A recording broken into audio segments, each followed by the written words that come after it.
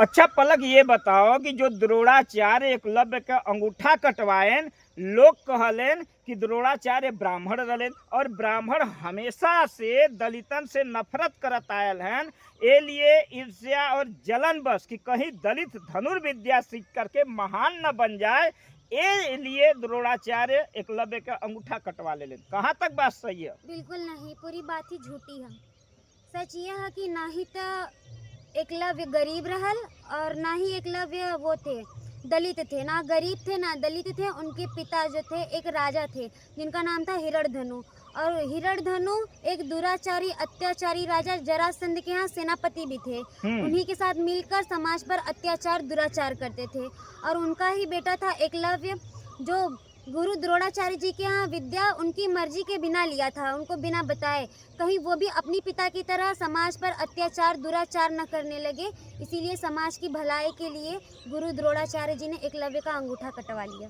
एकलव्य गरीब दलित नहीं रहल, बिल्कुल नहीं था। अच्छा राजा का लड़का राजा का रहल। लड़का था। भैया एक पहली बात तो यही खारिज होला कि एकलव्य जो रहल न तो उ दलित रहल न तो गरीब रहल, उ एक राजा का लड़का रहल जेकर नाम रहल हिरण्यधनु। हिरण्यधनु श्रृंगवेर देश का राजा रहल और जरासंध का सेनापति रहल।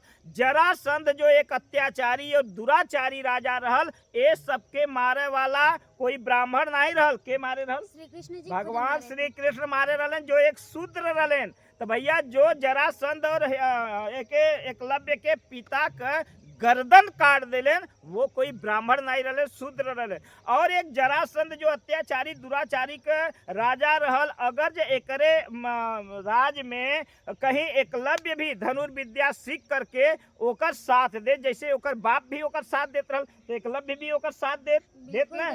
तो ऐसने में वो द्रोणाचार्य के धनुर्विद्या का अगर जो दुरुपयोग होत अत्याचार में दुराचार में, तो बदनामी के कर होत गुरु द्रोणाचार्य का बदनामी होत। अगर जो आज भी तोहरे स्कूल में कोई आतंकवादी का लड़का आवे एडमिशन करे और वो आतंकवादी पूरे देश में बम ब्लास्ट करत हो, अत्याचार करत हो, तो वो आतंकवादी के लड़का के कहीं एडमिशन मिली? बिल्कुल न मिली। अगर वो आतंकवादी का लड़का किसी स्कूल के नाम से डिग्री बनवा ले, हासिल कर ले, और स्कूल वाले पूछें कि डिग्री कहाँ से बनवैले है, और वो कहे कि तोहरा स्कूल में डिग्री है, तोहरे स्कूल का डिग्री ले ले बिना तोहरे मर्जी से ले ले, तो स्कूल मान्यता दे दे ओके? बिल्कुल न दे, बिल्कुल न दे भैया। ऐसने लोग के जेकर स्कूल के खिलाफ अगर जई कैला, तो द्रोणाचार्य के मर्जी के खिलाफ उनकर धनुर्विद्या हासिल करें और खुद एकलव्य ही स्वीकार करें, तो ऐसने में बिना मर्जी से विद्या चोरी कैल गई।